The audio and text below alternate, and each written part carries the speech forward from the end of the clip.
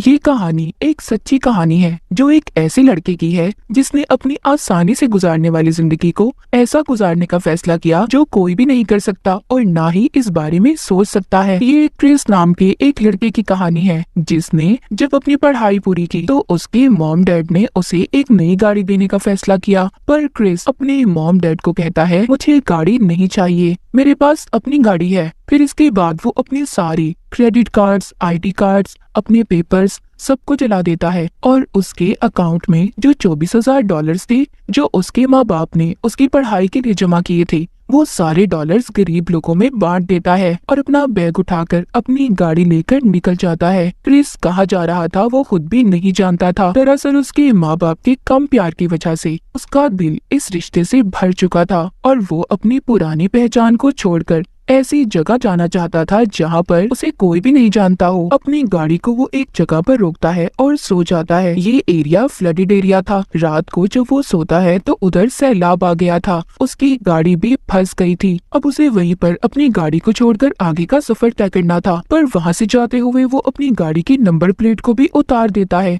और उसके पास जितने भी पैसे थे सबको जला देता है। क्रिस के पास अब कुछ भी नहीं था तो सिर्फ उसके सपने, उसका मकसद और पास उसका एक बैग। उसके आगे के सफर में दिखाया जाता है कि वो अब लिफ्ट लेकर यानी कि लोगों से मदद मांगकर आगे का सफर तय करता था, क्योंकि ना उसके पास गाड़ी थी और ना ही पैसे। उसका अब जहाँ मन करता था वो सो जाता था और जहाँ मन करता था वहाँ जाता था। पूरी दुनिया को उसने अपना घर मान लिया था और यहाँ तक कि अपना नाम भी बदल लेता है। अपने सफर के दौरान वो एक कपल से भी मिलता है। ये कपल इसको अपनी गाड़ी में बिठा लेते हैं। वो इसको बिठाते हुए कहते हैं कि हम भी तुम्हारी तरह ही हैं, फर्क सिर्फ इतना है कि तुम पैदल सफर करते हो और हम गाड़ी पर। हमें भी हर खूबसूरत जगह देखने का बहुत शौक है। क्रिस कुछ दिन इनके साथ रहता है। इस कपल में से हस्बैंड इसको अपनी वाइफ के बारे में बताता है कि मेरी वाइफ अपनी पुरानी जिंदगी से अभी तक बाहर नहीं आई। वो अपने पहले हस्बैंड को अभी भी याद करती है, पर मैं अपनी वाइफ से बहुत प्यार करता हूँ। वो कहता है, जब तुम हमें मिले थे तब भी हमारे बीच लड़ाई झगड़े हो रहे थे। क्रिस कहता है कि शायद कुछ लोग अपनी पुरानी जिंदगी को बिल्कुल भी नहीं भूलना चाहते, इसीलिए ऐसा करते हैं। वो आदमी कहता है जो अपनी वाइफ की कहानी से सुना रहा था कि अरे वाह, तुम तो बहुत समझदार हो। क्रिस जब इनके साथ रह रहा था तो इनका रिश्ता और भी ठीक होने लगा था, मगर क्रिस को इससे आगे जाना था, उसे अलास्का जाना था। इसीलिए वो इस कपल को यहीं पर छोड़कर आगे अपने सफर पर निकल जाता है। ये अभी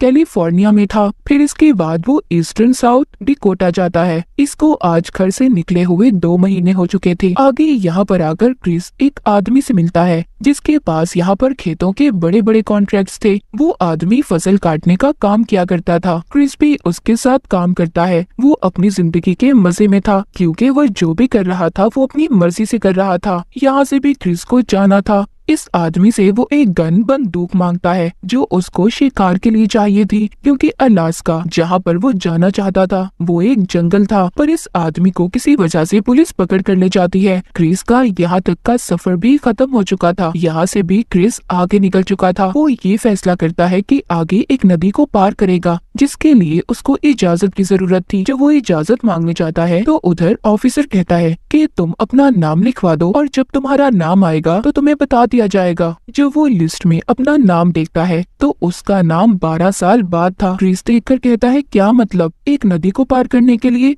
मुझे 12 साल इंतजार करना पड़ेगा? ऑफिसर कहता है, हाँ। क्रिस वहाँ से आ चुका था। वो ये फैसला करता है कि वो बगैर इजाजत के नदी को पार करेगा। उसने नदी को पार कर लिया था। उसे वहाँ पर एक कपल मिलता है। वो उसको बताते हैं कि तुम इस नदी को पार करके आगे मेक्सिको भी जा सकते हो, लेकिन इसके पीछे अब पुलिस भी लग गई थी। मगर ये मेक्सिको तक पहुँच जाता है, लेकिन यहाँ तक इसने पहुँचने के लिए बहुत सारी मुसीबतों का सामना किया था। यहाँ तक कि ये एक गुफा में भी रहा। ये अब शहर पहुँच गया था, मगर इसको यहाँ पर घुटन महसूस हो रही थी, इसलिए ये अपने आगे का सफर शुरू करता है। ये अपना ज्यादा सफर अब ट्रेन पर करने लगा था, मगर इसके पास पैसे भी नहीं थे, इसलिए ये अब मालगाड़ी की मदद लेता है। एक दिन रेलवे पुलिस इसे पकड़ लेती है और बहुत मारती है। क्रिस अब दोबारा से अपना सफर लोगों से मदद मांगकर करने लगा था। आगे पहुंचकर वो उसी पुराने कपल से मिलता है जिनसे वो अपने सफर पर सबसे पहले मिला था। यहीं पर क्रिस एक लड़की से भी मिलता है जिसका नाम ट्रेसी था। वो क्रिस को पसंद करने लगी थी, पर क्रिस उसे पसंद नहीं करता था क्योंकि वो आगे अपने सफर पर जाना चाहता था। उसको तो अलास्का जाना था। कुछ वक्त के बाद वो अपने सफर पर निकल जाता है। वो एक शहर में पहुंचकर अपना कैंप भी लगाता है। उस कैंप में कुछ दिन रहने के बाद उसकी मुलाकात एक बड़े आदमी से होती है जो एक रिटायर्ड ऑफिसर था, मगर वो लेदर का काम भी करते थे। वो बूढ़ा आदमी जब क्रिस की कहानी सुनता है तो उसे उसकी कहानी काफी अच्छी लग रही थी। वो ज्यादा से ज्यादा वक्त अब क्रिस के साथ गुजारने लगा था। वो बूढ़ा आदमी बताता है कि एक कार एक्सीडेंट में मेरी सारी फैमिली की मौत हो गई और मैं बिल्कुल अकेला हूँ। क्रिस अब उनके साथ ही लेदर का काम भी सीखता है। वो अपने लिए एक बेल्ट बनाता है जिसमें वो अपने सफर की हर चीज को बनाता है। क्रिस यहाँ पर 2 महीने रहने के बाद वो ये फैसला करता है कि वो अब अलास्का जाएगा क्योंकि वो यहाँ से ज्यादा दूर नहीं था। मगर वो बूढ़ा आदमी नहीं चाहता था कि क्रिस यहाँ से जाए। वो कहता है तुम मेरे पास ही रहो, मेरे बेटे बनकर रहो। क्रिस कहता है कि मैं आपके लफ्जों की बहुत इज्जत करता हूँ, पर मुझे अलास्का जाना है। जब मैं वापस आऊंगा तो तब हम इस बारे में बात करेंगे। वो अब वहाँ से भी निकल गया था। एक आदमी उसको लिफ्ट देता है और उसको अलास्का के बॉर्डर तक छोड़ देता है और साथ ही साथ उसे जूते भी देता है। कहता है कि इससे तुम्हारे पाँव गीले नहीं होंगे। आखिरकार क्रिस अलास्का पहुँच गया था। ये जब काफी आगे आता है तो ये एक पेड़ की टहनी पर अपनी टोपी को लटका देता है।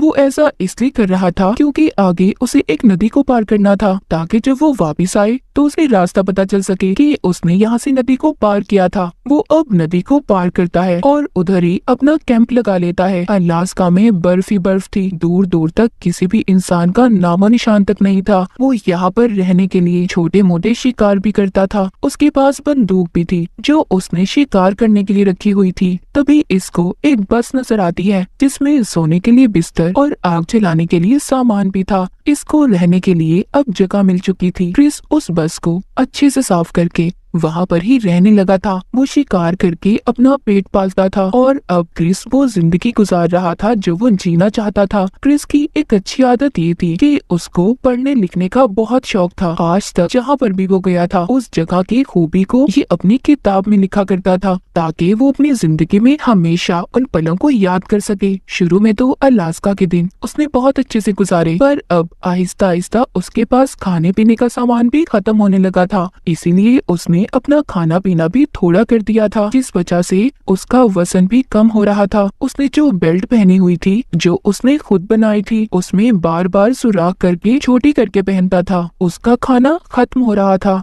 इसीलिए अब वो सोचता है कि वो एक बड़े से जानवर का शिकार करेगा और उसे बहुत दिनों तक चलाएगा। लेकिन जैसा उसने सोचा था ऐसा कुछ भी नहीं होता। उसका सारा शिकार किया हुआ जानवर का गोश्त खराब हो जाता है, उसमें कीड़े पड़ गए थे। उसको यहाँ पर एक बात तो समझ आ गई थी कि कुदरत के आगे किसी की भी नहीं चलती। क्रिस अब ऐसी जिंदगी से तंग आ गया था। उसको एहसास हो चुका था कि असल खुशियाँ तो वही हैं जो अपनों के साथ बांटी जाती हैं। अब वो जब वापस जाने का फैसला करता है तो देखता है जिस नदी को वो पार करके आया था वो अब बहुत बड़ी और गहरी हो चुकी थी। उसको अब वो पार नहीं कर सकता था। जब ये उस नदी को पार करने की कोशिश करता है तो गिर जाता है और मरने वाला था पर बच गया था। फिर जिसके बाद वो वापस से अपनी गाड़ी में आकर दोबारा से अपने दिन गुजारना शुरू करता है। क्रिस के पास खाने पीने का बिल्कुल भी सामान नहीं था। वो अब जंगली पेड़ पौधों को खाना शुरू कर देता है, जिसके बारे में उसके पास एक किताब भी थी, क्योंकि जंगल में आप हर कोई पौधा नहीं खा सकते।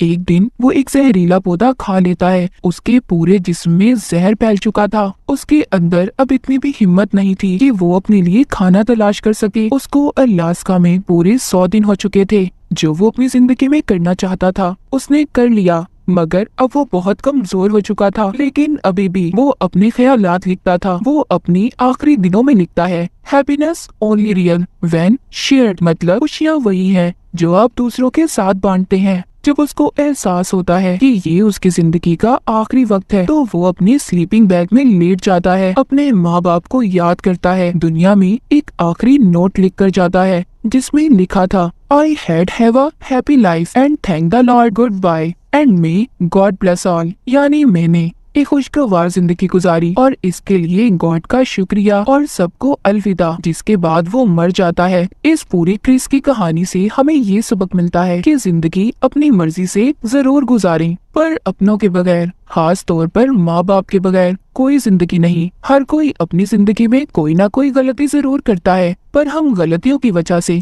किसी को हमेशा के लिए नहीं छोड़ सकते। आखिरकार गलती का नाम ही गलती है। तो इस वजह से अपनों का हमेशा ख्याल रखें, उनको छोड़कर जाने का कभी सोचना भी मत। क्रिस की कहानी में जो आखिरी नोट दिखाया गया वो तो सिर्फ इस कहानी का हिस्सा था, पर असल में उसने अपनी जिंदगी के बारे में लिखा था। मुझे मदद की जरूरत है, मैं बहुत कमजोर हूँ, अपनी मौत के बहुत करीब, मैं बिल्कुल अकेला हूँ, ये मजाक नहीं है, प्लीज मुझे बचा लो। मैंने अपनी जिंदगी के हर रास्ते को खोला है और अब इस शाम में यहाँ हूँ। Thank you Chris McKendall. और इसी के साथ क्रिस की ये कहानी यहीं पर खत्म हो जाती है।